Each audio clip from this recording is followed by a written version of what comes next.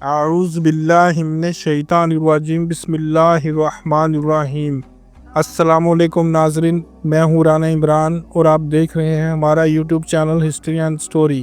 پیارے ناظرین، حضرت ابو ہریرہ رضی اللہ تعالیٰ عنہ سے روایت ہے کہ رسول اللہ صلی اللہ علیہ وآلہ وسلم نے ارشاد فرمایا، جس نے مجھے خواب میں دیکھا تو اس نے مجھے حقیقت میں دیکھا، کیونکہ شیطان میری مثال نہیں بنا سکتا۔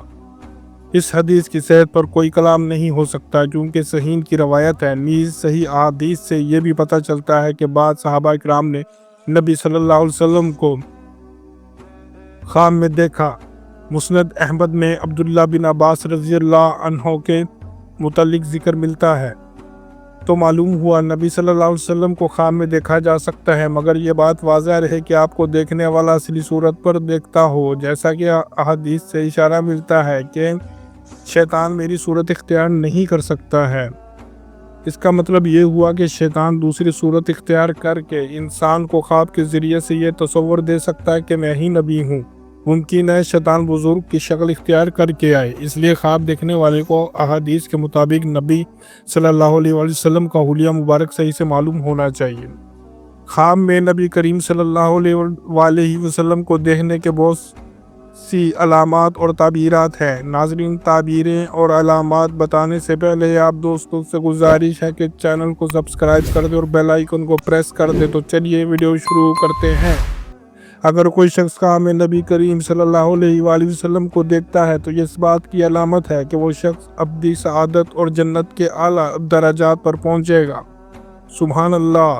اگر کوئی نوکری پیشہ آدمی یا عورت خواب میں انبیاء و مرسلین کی مہر مبارک یعنی مہر نبوت دیکھتا ہے تو یہ اس بات کی طرف اشارہ کرتا ہے کہ وہ اپنی ملازمت کے اعلیٰ ترین عہدوں پر پہنچے گا۔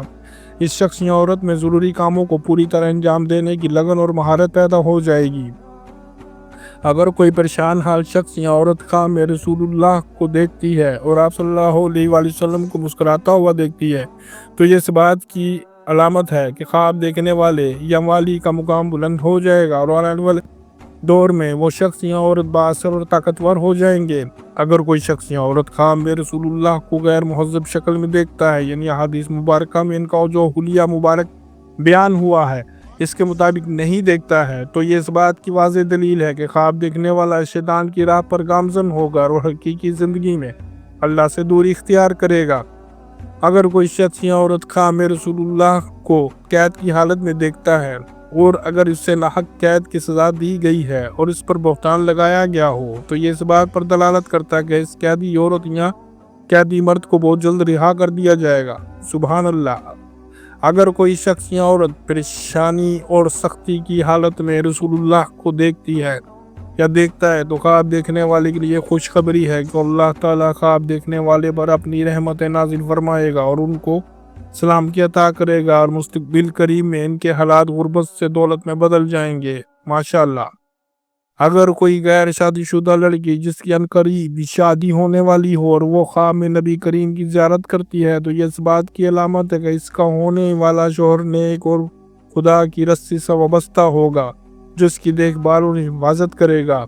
اگر کوئی لڑکی جو اپنی منگنی کے بارے میں کوئی فیصلہ نہ کر سکے، ایسے لڑکے کے بارے میں جس نے اس کو منگنی اور شادی کی پیشکش کی ہو اور وہ لڑکی خواب میں نبی کریم صلی اللہ علیہ وآلہ وسلم کو اپنی طرف آتے ہوئے دیکھتی ہے تو یہ اس بات کی طرف اشارہ ہے کہ وہ اس کے لیے صحیح شریک حیات ثابت ہوگا۔ اگر کوئی شادی شدہ عورت خواب میں نبی کریم کو دیکھتی ہے تو یہ اس بات کی دلیل ہے کہ اس کا شوہر حقیقت میں دوبارہ شادی کرے گا۔ اگر کوئی حاملہ عورت خواب میں حضرت محمد صلی اللہ علیہ وآلہ وسلم کو دیکھتی ہے تو اللہ تعالیٰ اس سے لڑکا جننے کی توفیق عطا فرمائے گا اور اس کا مقام دونوں جہانوں میں باوقار ہوگا اور اس کا مستقبل بہت اچھا ہوگا انشاءاللہ، اور بچے کی پیدائش کا عمل جلد ہی بغیر کسی تکلیف کے محفوظ طریقے سے گزر جائے گا۔ اور اس کے علاوہ خواب دیکھنے والے کے شوہر کی تنگ دستی اور مالی حالات کے خراب ہونے کی صورت میں اس کا شوہر مستقبل قریب میں اپنی ضروریات کو پورا کرنے کے لیے ایک جائز ذریعے سے روزی حاصل کرے گا۔ واللہ عالم۔